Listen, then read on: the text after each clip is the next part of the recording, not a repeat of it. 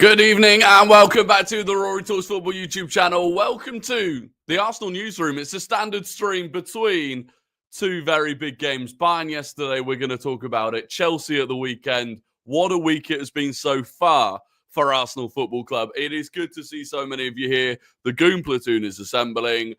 These streets are our own, says iHeats, who also gifted a membership to the channel. iHeats, thank you very, very much. What a way to kick off the stream. I don't know if it was Ross Lawman that got gifted the membership. If it was, that is sensational.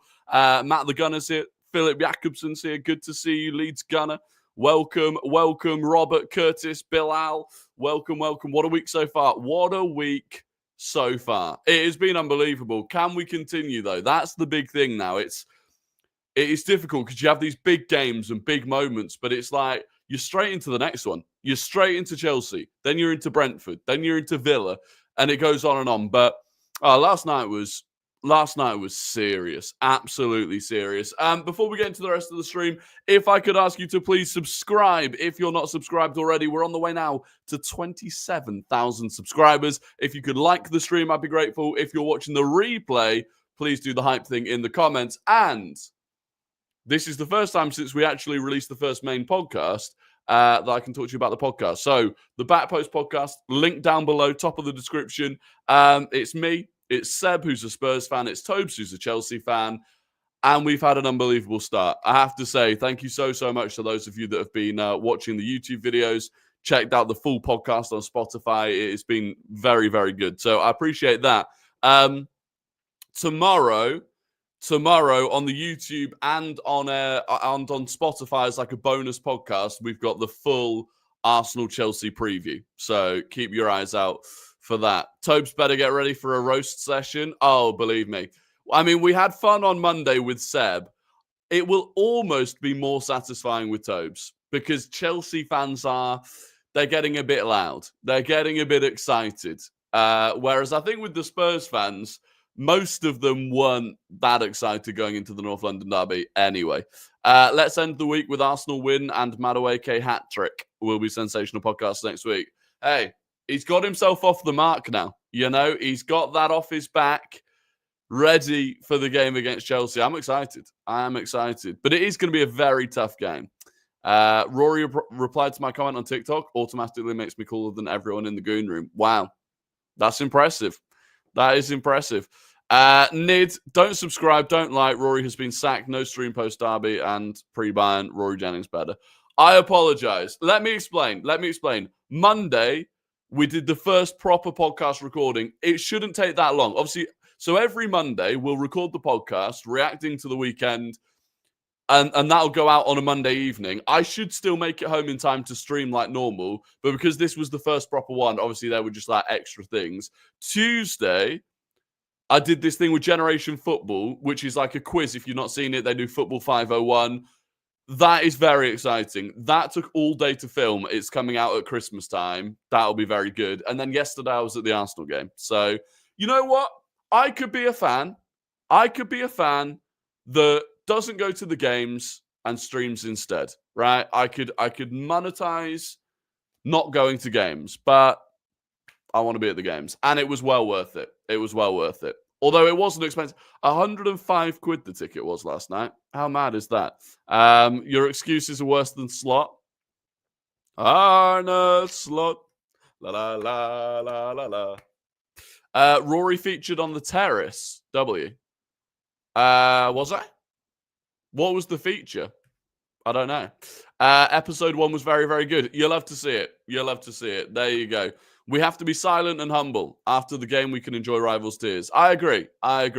Ex-club syndrome is real. Nonny hat-trick inbound. I mean, Nonny, unfortunately, Havertz is probably still injured, so he can't, but hopefully. Would you go on that Skybox show? No. Well, maybe if it was an away Arsenal game that I wasn't going to be able to go to anyway, but I would. You could not have paid me enough money to not be at the North London derby at the weekend. Like, that feeling of watching Eze, you just couldn't pay me enough money. You couldn't. We're genuinely the best team in the world. Look, right now, it's an argument, right?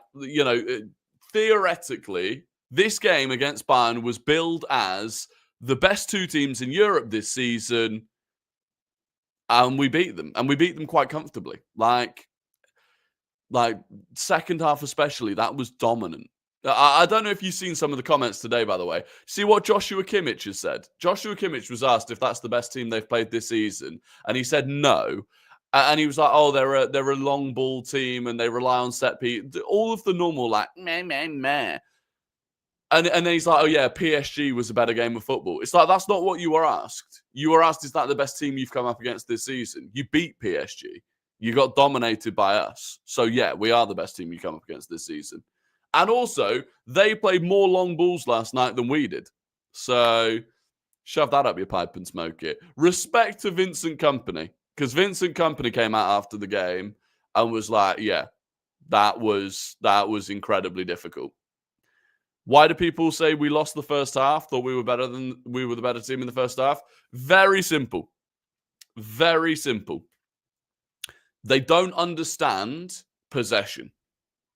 That it's literally as simple as that. They have looked at the possession stat, and Bayern, I think Bayern had 64% possession in the first half, and they've gone, okay, so Bayern were the better team. Just not the case. If you watched the game, you would know it wasn't the case because they weren't doing anything with the possession. They were just knocking it around the back, and we were controlling them. I tweeted, and it was annoying because they did score like 2 minutes later. But I tweeted, half an hour into the game, Harry Kane had the ball at his feet for the first time. Like, we were in control. Excuse me. Zaki, thank you very, very much for the 199. Says, Rice doing his bit. Now we start the Ballon d'Or talk. I mean, that was one of the best midfield performances I've seen from Declan Rice last night. It was elite. It was ridiculous. It was dominant. And that's a strong Bayern midfield. You know, Pavlovic is meant to be a top player. Kimmich, physically, I think, is on the decline, but still a top professional. Well, we were just unbelievable. They were so shit on the ball, I didn't even realize they had more possession. Yeah, they had loads of possession, but they did nothing with it. Zaki, thank you again for that 199, though. I do really appreciate that. In Ødegaard, we trust, our guiding star from drama's light to glory afar. With every pass, he shapes the skies, a master's touch where magic lies. We chant his name, our faith, our flame, our rise. I don't know why I end up reading that out every time. 20 years ago, having the possession majority of the game means you're a better team. Not in the modern game. Exactly. Because they weren't doing anything with it. When they scored, it was the first real chance that they'd had. They created one more chance like a minute after that. And that was it. We should have been 2-0 up. Eze should have put us 2-0 up. So, yeah, I felt like it was fairly even first half, but we were probably slightly better. And then second half was just absolute domination. The run he had where he nearly scored was genuinely unbelievable. Yeah, it was ridiculous. It was ridiculous. What a goal that would have been, by the way. Do you think Ødegaard is going to start versus Chelsea? He has a good record versus them. Well, this is the interesting one, right? This is the interesting one. You love it and you love Ødegaard. That's why you read it. You're not wrong. You're not wrong. Ødegaard catches my eye. Not in that way. Yeah, look, what we're going to talk about today is Gyokeres or Havertz. Are either of them going to be back? Because I think it's really important that we at least get one of them back, at least on the bench for the Chelsea game. And what do we do at left wing? Because unfortunately, Leandro Trossard is injured. I think it's his calf. We don't know how long it's going to be. Muscular injury, you know, like Dream World, it's a couple of months, right? Dream World, it was a twinge. But the way he went down, I mean, they had the stretcher coming out at one point, which is crazy. I'm thinking and assuming it's probably going to be a month at least, right? So figure out what we do on the left wing. Arteta said it's his groin. Oh, right. I thought it was his calf. I mean, that could be Gabriel level then, right? And Gabriel's, well, we don't know, like 6 to 8 weeks, something like that. 4-1, 3-1 so far. We'll take 2-1 win against Chelsea. I'll take any sort of win against Chelsea. Any sort of win. Saw a post that they're having a behind closed door game today for the players coming from injury. Yeah, I believe they had a behind closed doors game against, I think it was actually against Watford in the end. And I think it was mainly for Gabriel Jesus. I think it was mainly... And we could see Gabriel Jesus on the bench against Chelsea. That would be... Today, that would have been Jesus' second, I believe, game behind closed doors. That's basically what we did with Jurrien Timber, only Jurrien Timber played in the under-21s. With Trossard out injured as well, we could see Jesus on the bench, which would be pretty crazy. It was Man United. No, it wasn't. Someone had posted originally that it was Man United, and then today... they posted that they had taken down the Man United thing because it was actually Watford. So, but I did see that. Do you think Chelsea have any chance of winning? I mean, they have a chance. Remember the Timber banger for the under-21s? Yeah, I do. It's unbelievable. Absolutely whipped it top bins. Yeah, Chelsea have a chance. Like, we can't pretend that they weren't good against Barcelona. They were very good against Barcelona, but we're not going to play that kamikaze highline that Barcelona play.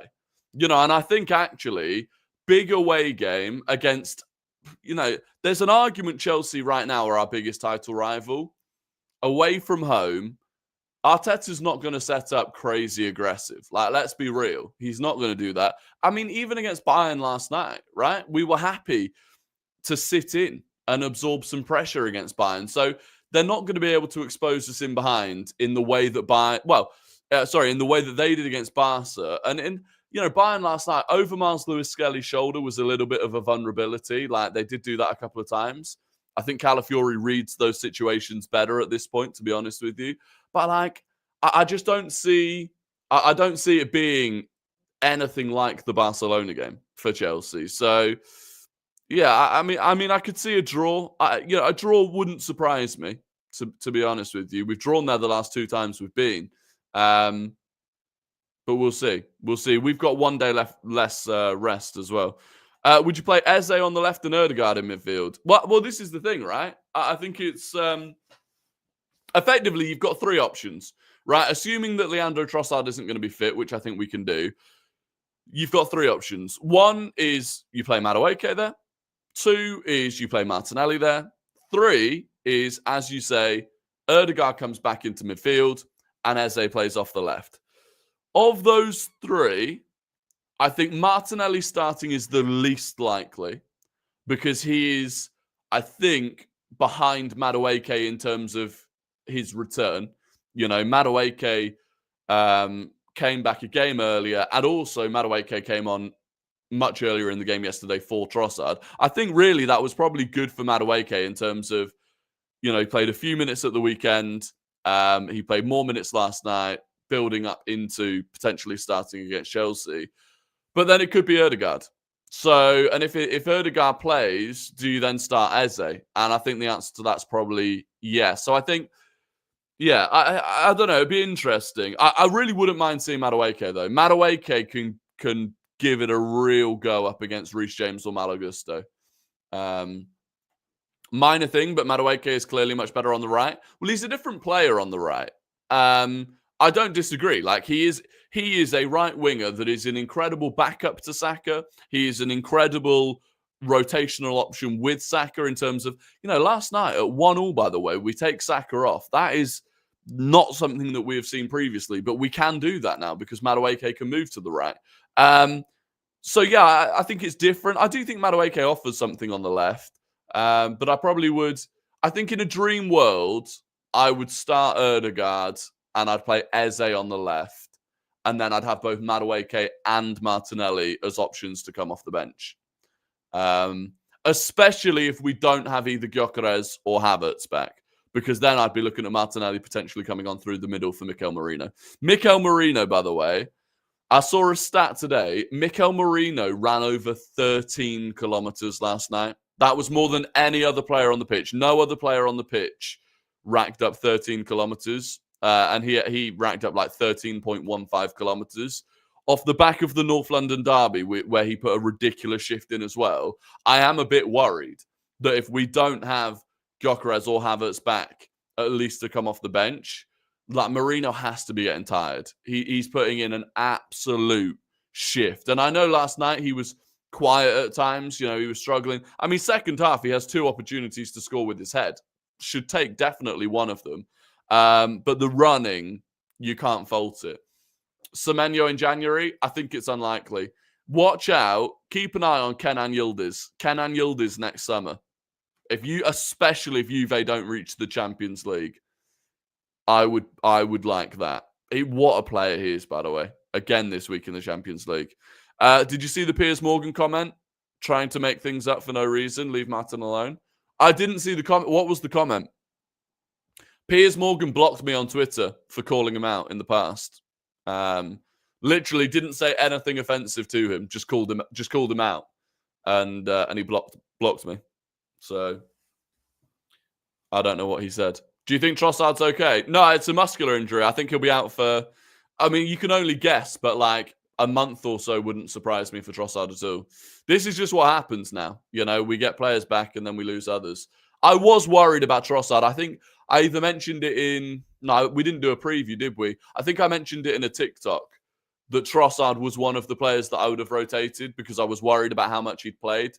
So I can't lie. I'm not surprised that he got injured. Captaincy again. Mate, these sad people. You don't have to be Declan Rice to be the captain.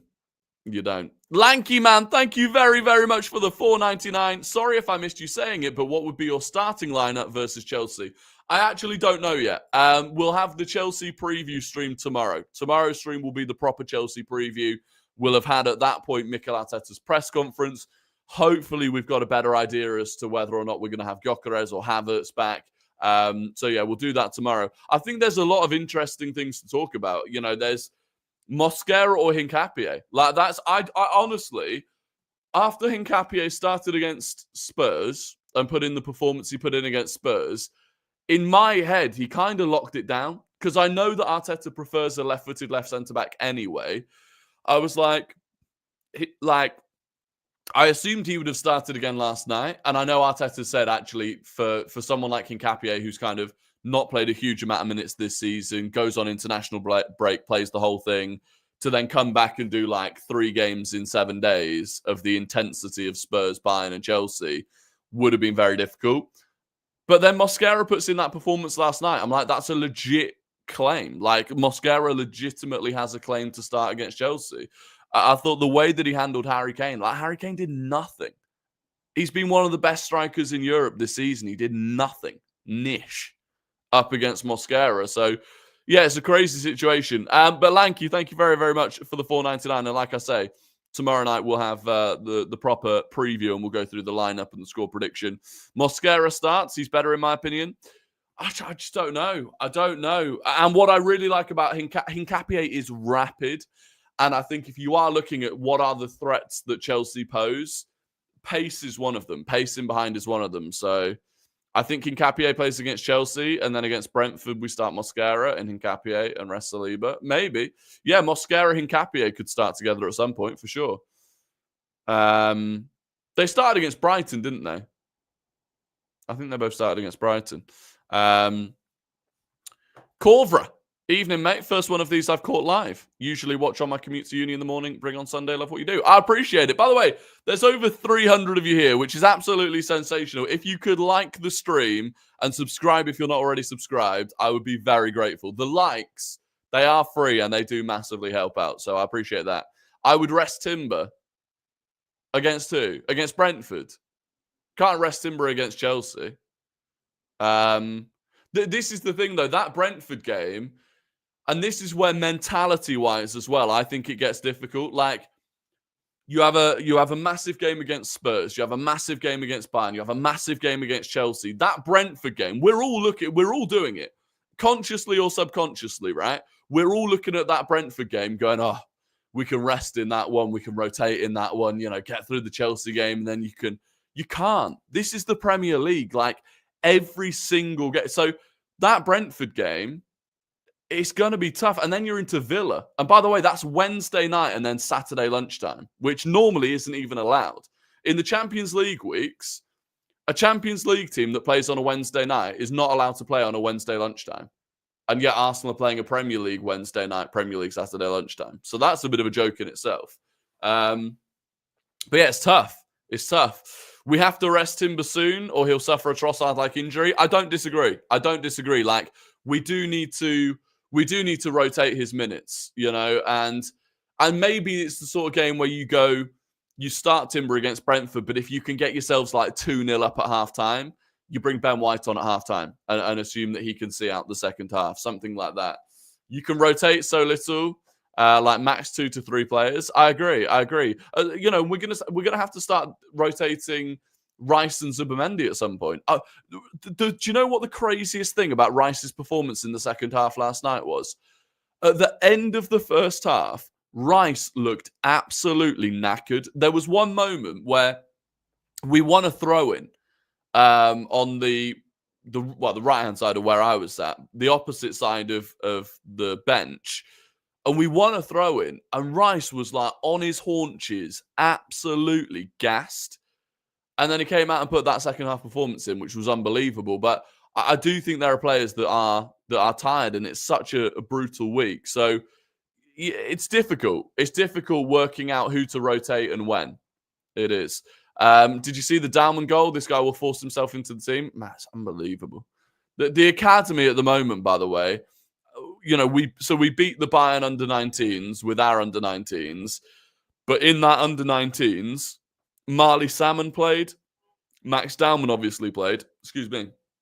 Max Dalman scores 2 goals. One of them is absolutely ridiculous. Nutmeg, roulette, chipped it over the keeper. Do you know what was the craziest thing about that, by the way? The craziest thing about that goal is that the roulette into the chip, it's one motion.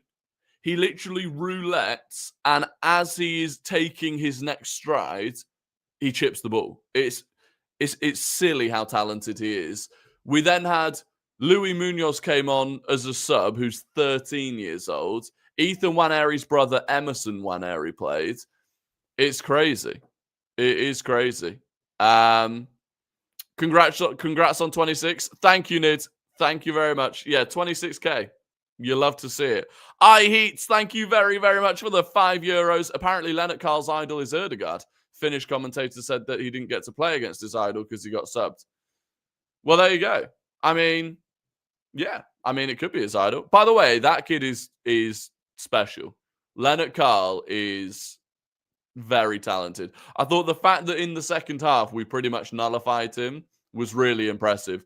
And Elise, by the way, I think I saw someone say this on Twitter last night. Elise, people worry about Saka because he had hamstring surgery, and people say you might never come back from hamstring surgery. Elise had that surgery. He is world class. Those two were impressive yesterday. Can you believe that we relied on players like Sterling last year? Now look at us. Yeah, it's a fair point, but I think the overall team is better this season as well. I think it helps when you've got the likes of Calafiori coming on. The ball he puts into Madueke is unbelievable. I think Trossard, Trossard's been so impressive over the last sort of month, so it is a shame to lose him. And even Mikel Merino up top, like, how crazy is that, by the way? Like, we've just beaten, but like, no one even talks about it. Like, we don't have a recognised striker at the moment. And we've beaten Spurs 4-1 and Bayern 3-1. It's nuts. And that, if you ever want to talk about coaching and questioning whether or not Mikel Arteta can coach wins, these games, he is coaching wins. Because we don't have a recognised striker up top. We haven't got Gabriel at the back. We haven't got Ødegaard's creativity in midfield. And yet we're still dominating them. That is literally coaching wins. And of course, we have an incredible pool of players, right? We have an incredible defense and defensive depth. And I think Zubimendi and Declan Rice right now are the best midfielders on the planet as a duo, not individually, but the best midfield duo on the planet right now, I think, is Rice and Zubimendi. I think it's the most balanced. I think the way that they complement each other is literally perfect. But Arteta is coaching these wins. Look at our bench against Real Madrid away. Yeah, it's nuts. It's nuts. Thank you again for that €5, by the way, I did appreciate that. How old is Emerson Nwaneri? 16. I want to say 16. Calafiori locked him up. Skelly didn't. Look, if I'm completely honest, I think I do think Calafiori right now is moving away from Miles Lewis Skelly in terms of like that left-back position. And I think Jurriën Timber's done it at right-back as well. I think Timber and Calafiori are very definitely the best right-back and left-back that we've got right now. And it's tough on White and it's tough on Miles Lewis-Skelly because they're not getting that sort of consistent game time. And for Miles Lewis-Skelly to come almost out from the cold into starting against Bayern Munich, that's very difficult. So I do sympathise with him a lot. But yeah, when Calafiori came on, I thought we looked better defensively and going forwards, we looked more creative as well. So it's impressive. But Calafiori's been immense this season. Rian, thank you very, very much for the €2. Says, I was watching at home, hoping next year I'll go. Hopefully. Honestly, everyone should get the opportunity to go to the Emirates at some point. And do you know what as well, right? Credit to Arsenal at the moment, because I think what they're doing with the atmosphere, and it's so easy, right? It's not easy, but it's easier to generate that sort of atmosphere when you're winning, obviously. But like even the pyro last night, actually, I thought before the game, it didn't like properly have that feeling of like a big European tie. I think there was, especially amongst the fans, that feeling of like, well, you know, it doesn't matter if we don't win. I had that feeling. I know I had that feeling. And the atmosphere kind of felt a little bit like that. And then they had the pyro show, all the fireworks and stuff, and you get the Champions League anthem, and all of a sudden you're like, no, actually, this is proper. And you can hear the Bayern fans, and they were giving it big ones, and they started fighting at one point before the game. But yeah, they managed to turn it into the atmosphere that you needed for a night like that. How were the Bayern away fans? Yeah, they were good. But at one point before the game kicked off, like 2 minutes before the game kicked off, they started going crazy. The front row of the Bayern fans were like scrapping with the police and stuff. I don't know what started it, but they were going mad. But no, they were good fans. They were loud through most of the game until they were 3-1 down. Then they quietened down a little bit.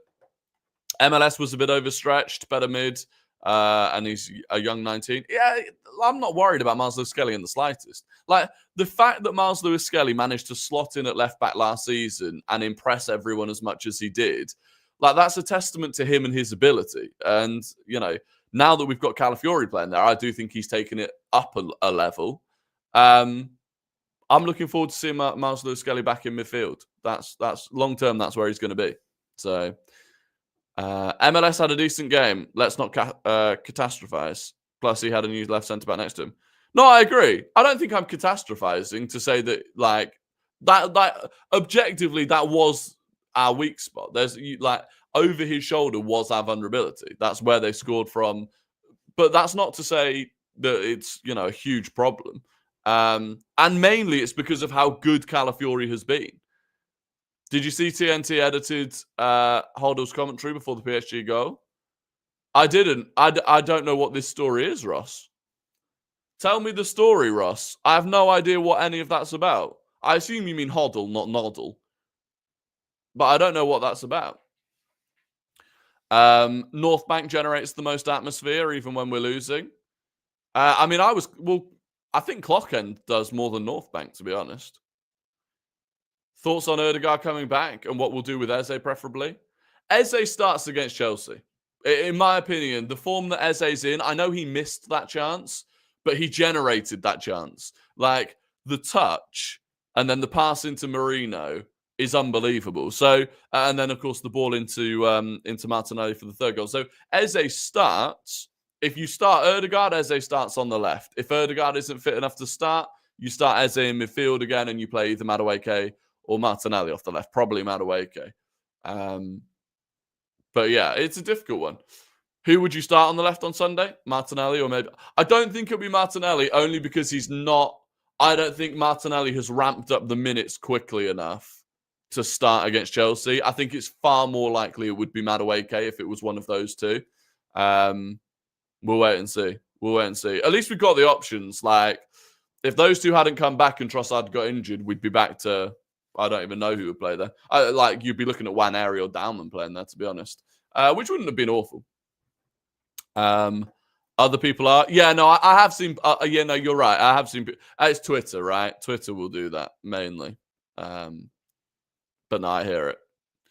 Martinelli is our finisher. Yeah, he's just got a knack. Like, Martinelli just has this knack. I mean, even the touch, that touch, right, for his goal, if we're on, does he mean it?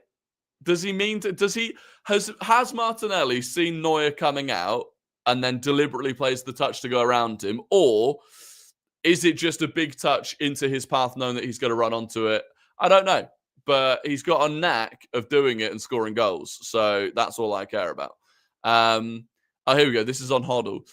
He was saying that Spurs will welcome PSG shooting from far out as they won't score literally 5 seconds before the Vitinha worldie. Some would call that Spursy. Do you still source most of your tickets on the exchange? Yeah, the majority of them. Got last night's ticket on the exchange. North London Derby, I won the ballot, which was very lucky. But no, yeah, generally the exchange. Deleted Twitter feels liberating. Oh, I can imagine. To be honest, I think Mikel prefers Noni over Martinelli. Don't forget he started left wing against Leeds over Martinelli. True. I think he'll start. Iceberg UK here in Estonia, become a member of your channel. Iceberg UK, I appreciate it. I hope you're all doing well in Estonia. Absolute legend. How would you line up against Chelsea? We'll do the lineup on the preview show tomorrow. Once we've had Arteta's press conference, we will do it then. Also, credit to Mikel. I saw Saliba press Kane up to our striker position and Saka went into the defensive line. I didn't see that. Arteta was ridiculed in 2022 for saying that he wants a squad with 5 or 6 English players and having 4 or 5 academy players in his squad. Media said he was delusional for claiming that he could challenge for honours. Well, he's proved it. I mean, how many English players do we have in the squad now? White, Rice, Saka, Madueke, Eze. Am I missing anyone? Mars Lewis Skelly, Waneri, and then you got players like Dalman. Dying to go Arsenal-Liverpool. Do you think I have any chance on the exchange? You will have a chance.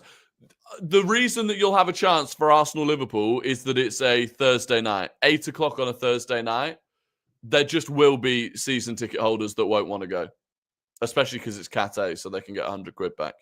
I would say, especially the day before, and even, it depends where you live. It's difficult, right? Because one benefit I have is that on the day of the game I can use the ticket exchange, and if a ticket comes up I can go, right? It's just a hop on the tube. Obviously people that don't live in London, it's very difficult to plan going to a game on the same day, but yeah, on a lot of the time for those midweek games people decide on the day that they're not going to go to them and the exchange is rapid. Thoughts on Saka? Feel he has another level to go when he's back to full sharpness?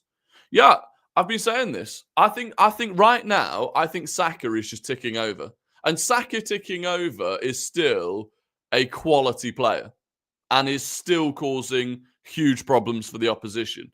The ball in for Timber's goal is brilliant. He won multiple corners, but I think he's ready to kick it up a notch when he needs to. And that is exciting. We barely give Saliba credit anymore. He's that good. I think that happens with a lot of our players. I still don't think we credit Jerry and Timber enough. I don't think we credit Zubimendi enough. Arguably Declan Rice. Declan Rice got a lot of credit for last night, but generally speaking, he's putting in ridiculous performances week in, week out. There's a lot of players that I think we're so used to them playing at this level that it's just that's what they do. 350 people on the first stream back. Am I failing in sacking Rory? I think you failed, Nid. I'm going to be honest. I think you failed. But no, it is quality. For there to be nearly 350 of you, unreal. And I apologize for not streaming so far this week. But we're back tomorrow evening. Business as usual. Are Kimmich's comments real or AI? They're real. Sky have reported them as well. 100% real. What did Ross say? I didn't see that. I didn't see what Ross said, but someone was laughing at it. Links for the podcast. Yeah, if you want to watch even more content, the podcast, links down below. So the full podcast, which is an hour and 20 minutes long every Monday, that is on Spotify, Apple Music, all of that sort of stuff. We then break that podcast down into YouTube video clips, which come out on the YouTube channel, the Backpost Pod YouTube channel. pretty much every day of the week. That's the plan. So, yeah, that is that. How serious do you think we'll take the FA and EFL Cup? I still think we'll take them seriously. I mean, the interesting one's going to be Palace on the 23rd of December, right? But we do have the depth that we can, we can put out a strong enough team to beat Palace whilst also rotating a lot. So I just think we'll keep doing that. I think we'll keep rotating a fair amount, but saying, look, that team should still be good enough to win the game. Just as we did against Brighton, really. How is Arsenal, Liverpool, Cat A? Most relegation stuff teams, Cat B or C. I mean, they honestly, like, who knows where Liverpool are going to be by the time we play that game? You looked at it when the fixtures came out at the start of the season. You looked at that Liverpool game. You were like, oh, that's a big midweek January. Now you're like, where are they going to be? Where are they going to be? Is Gyokeres back? Well, we don't know. So, according to Ryan Taylor, who's reliable-ish, he said Arteta is still hopeful that Victor Gyokeres and Kai Havertz could be available for the game against Chelsea. The duo had scans on Wednesday to help clarify their recovery timelines. Now, I don't think Kai Havertz is going to be available from various things that I've heard. I'm not expecting Kai Havertz to be available. But Victor Gyokeres hopefully can make the bench. Make an impact off the bench. That would be ideal.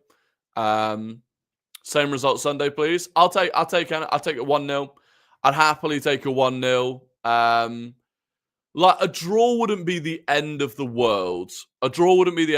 I could see a draw happening, to be honest. But that would still leave us, if we drew that, assuming City win, we'll still be 5 points clear of City. We'll still be 6 points clear of Chelsea. And you've got to remember, Chelsea and City still play each other twice. They've not played against each other yet. So a draw wouldn't be, like, catastrophic. But yeah, if we could go there and just walk away with like a 1-0 win, 2-0 win, that would be huge. That would be huge. No draw. I'm not saying I want a draw. I'm just saying it wouldn't be like an absolute car crash. A draw would be acceptable for anyone else than Chelsea. I hate Chelsea. That's fair. That is fair. A win would be beautiful. It would. But yeah, so hopefully we get Gyokeres back. Like I said, Gabriel Jesus could be on the bench. Like, if he's done 2 games behind closed doors, they wouldn't have put a game on for him today if he wasn't going to play basically the whole game, right? You wouldn't organize a behind closed doors friendly for Jesus to play like 30 minutes off the bench. So I think he's going to be close to coming back. He's been on the grass for what? A month, 6 weeks at this point. Imagine that. Imagine Jesus off the bench for the winner. That would be limbs. Imagine winning the Champions League. We can dream. We can dream. By the way, the other incredibly good thing that beating Bayern has done is as long as we beat Club Brugge, and assuming that we will beat Kairat Almaty, away to Inter in January has become a game that we just don't need to really worry about.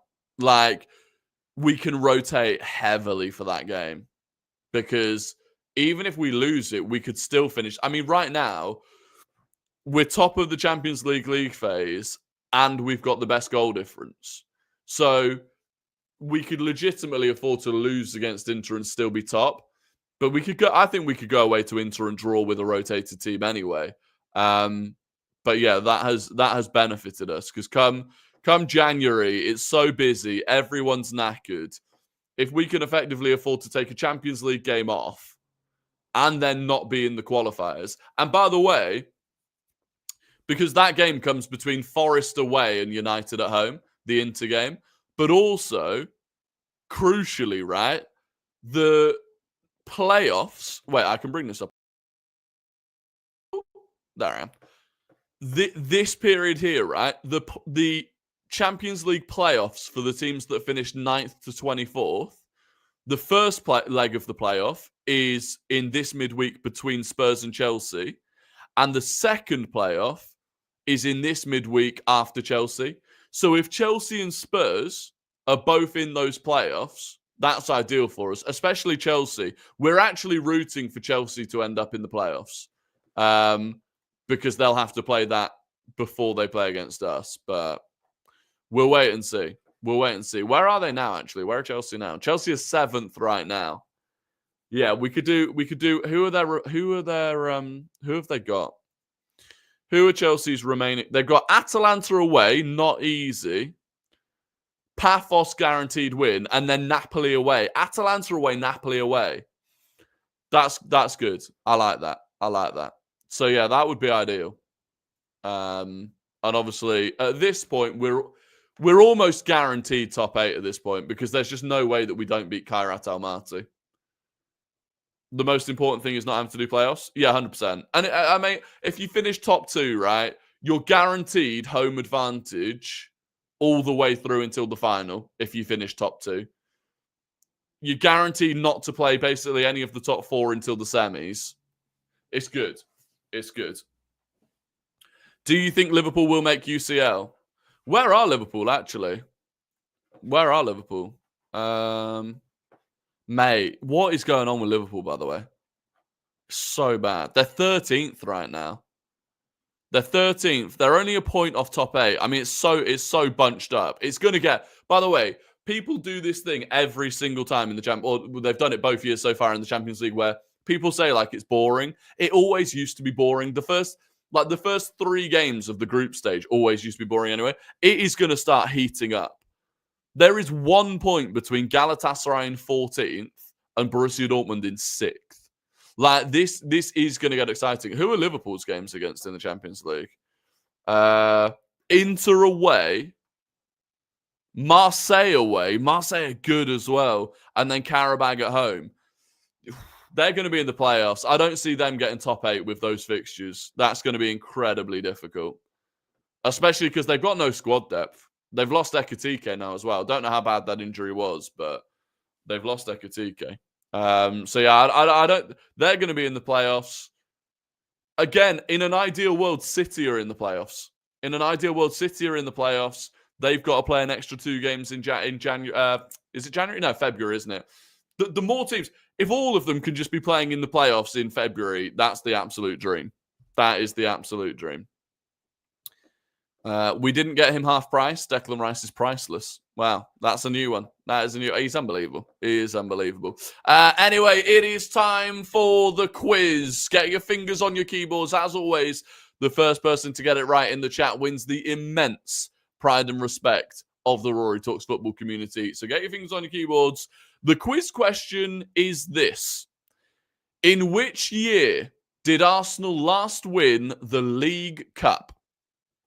In which year did Arsenal last win the League Cup? The Carabao Cup, but it obviously wasn't called the Carabao Cup back then. In which year did Arsenal last win the Carabao Cup?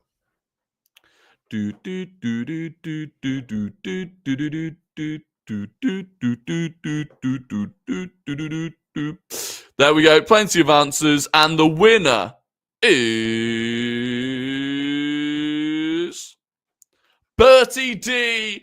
Bertie D is the winner. It was indeed 1993. And Bertie D is the winner. Carl came second. Mr. came third. Ross Lawman came fourth. People saying 1992 is unlucky. We won it in 1993. It was in the 92-93 season, but the year that we actually won it was 93. RH was fourth. Oh, no, was RH fifth? Yeah, RH was fifth. There you go. Congratulations to Bertie D. Very good. By the way, we need to win the League Cup. 1993. You're taking the piss. Before I was born. Have a word, ref. Have a word. Anyway, look, that is going to be the end of the stream. Ross Norman says, VAR handball by Van Dijk, but goal given. I mean, Van Dijk, Van Disney, mate. What are you playing at? Thank you so much. By the way, we hit 350 viewers during this stream, which is mad. Absolutely mad.